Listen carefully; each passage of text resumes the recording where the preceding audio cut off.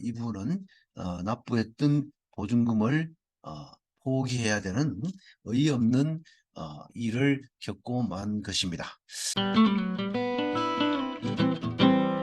여러분 안녕하세요.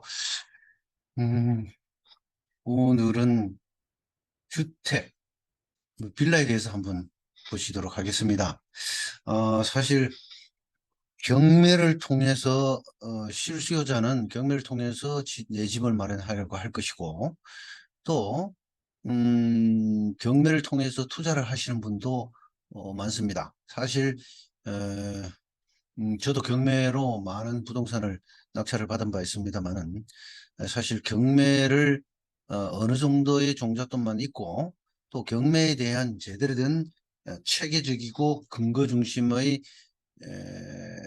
그 공부가 내공이 되어 있다면은 얼마든지 경매를 통해서 부동산 투자로 돈을 벌 수가 있는, 그 부자가 될 수 있는 어, 그런 방법이 얼마든지 있습니다. 자, 대부분의 분들이 경매를 아주 자기 스스로 공부는 제대로 하지 않고 그러면서 어, 유찰이 많이 된 물건을, 수익이 높은 물건을 낙찰받으려고 합니다. 사실 어떻게 보면은 상당히 좀 모순적인 생각인지도 모릅니다. 음, 경매에 대한 공부가 선행이 되어야 되고, 또 공부를 하기 위해서는 학원이나 이런 데를 나가서 공부를 할 수밖에 없는데, 사실 이 부동산 경매 학원은, 전국의 부동산 경매 학원은 상당히 문제 있는 학원들이 많습니다. 부동산 경매 자신도 부동산 경매를 체계적으로 공부한 바 없으면서 앞에서 남들 앞에서 강의를 하고, 또 부동산 혹대네, 그죠? 그러니까 상당히 황당한 설명을 통해서 마치 부동산을 하면은 짧은 시간에 큰 부자가 되는 것처럼, 그렇게 에, 호도된 그런 강의를 하는 분들이 상당히 많습니다. 경계를 해야 될 부분입니다. 경계를 해야 될 부분이고, 그리고 또 부동산 그 굴분석 내지는 부동산 학원의 강의 중에는 근거 없는 지식이 많습니다. 근거 없이 떠도는 식의 잘못된, 그러니까 와전된 그런 지식들이 종종 강의되고 있는 것을 볼 수가 있습니다. 여러분 주의하셔야 됩니다. 왜 그러냐면, 부동산 일반 투자는 문제가 발생되지 않으면 그걸로 괜찮아요. 하지만 법원 경매는 그렇지 않아요. 내가 낙찰을 어, 입찰 참여를 했다고 하더라도 그에 대한 책임은 내가 져야 되는 것이고, 법원은 민법은 물론 민사집행법에 의해서 칼같이 재단을 합니다.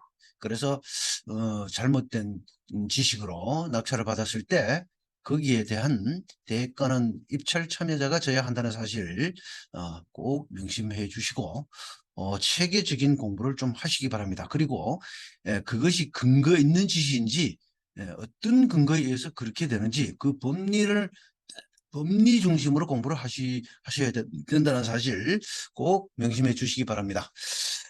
그리고 오늘은 아주 간단한 물건인데도 불구하고 재경매가 나온 사건을 한번 다뤄보도록 하겠습니다. 사실 권리 분석이 무조건 어려운 게 아니에요. 그리고 또 권리 분석이 쉬운데도 불구하고 많이 수회에 유찰되는 그런 물건도 없지 않습니다. 그래서 잘 찾아보면은 양질의 물건, 매 수회 유찰된 양질의 물건이 있다는 사실도 아시기 바랍니다. 자, 오늘 이 물건을 보시다시피 빌라입니다. 빌라. 횡성읍에 있는 안정리 미군 부대가 들어와 있는 그곳이죠. 횡성읍 안정리에 있는 빌라 물건입니다. 대지 지분이 한 7평쯤 되고요. 건물이 한 11평 되는 작은 빌라예요. 작은 빌라인데 이 최저가 자체가 600만 원밖에 되지 않는 매우 작은 빌라예요. 그런데 이 빌라에 대한 권리 분석 또한 아주 간단해요. 그런데도 불구하고 1회 유찰되고 3,200만 원에 매각되었습니다. 매각되었다가 이게 지금 대금 미납으로 포기를 했습니다. 그리고 나서 지금 다시 2회차에 오늘이 입찰 기일이네요. 12월 4일 오늘이 바로 입찰 기일입니다. 이 물건은 보자.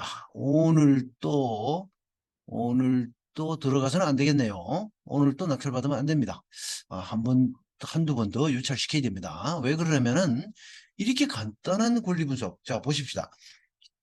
자, 쭉 보시면은 아무것도 없어요, 권리가. 다 말소됩니다. 말소 기준 권리 이하 모든 권리가 말소되고, 다만, 자, 요 임차인은 전입 확정 배당 점유 다 갖췄어요. 전입 확정 배당 점유를 갖췄는데, 자, 보시다시피, 자, 우리 민사집행법은요, 아, 말소 기준 권리보다 더 빠른 선순위 권리나 또 말소 권리 이전에 대항력을 구비한 권리는 인수를 합니다. 그렇지 않으면 모든 권리가 말소됩니다. 자, 인수 또는 말소주의를 취하고 있다. 그래서 이 임차인의 이종현이라는 임차인의 전입일자가 2021년 12월 27일이에요. 전입이 주거를 하고 있다는 전제하에 전입일자하고 그 말소 기준 권리보다 훨씬 먼저 임차인이 여기에 들어와서 살고 있고 대항력권을 구비하고 있어요. 대항력권 확정일자까지 따져볼 필요도 없어요. 전입일자만 가지고도 왜 주택은 대항력권이요. 이사를 하고 점유를 받았고 점유에다가 주민등록 전입만 하면은 대항 요건을 갖추는 것이에요. 그래서 그 대항 요건을 갖추면은 이 길 그 다음날 0시 12시부터 밤 12시부터 바로 대항력이 발생된다는 것입니다. 그래서 이 임차인은 대항 요건을 말소 기준보다 먼저 갖추고 있어요. 이 사건은요 다른 거 아무것도 없어요.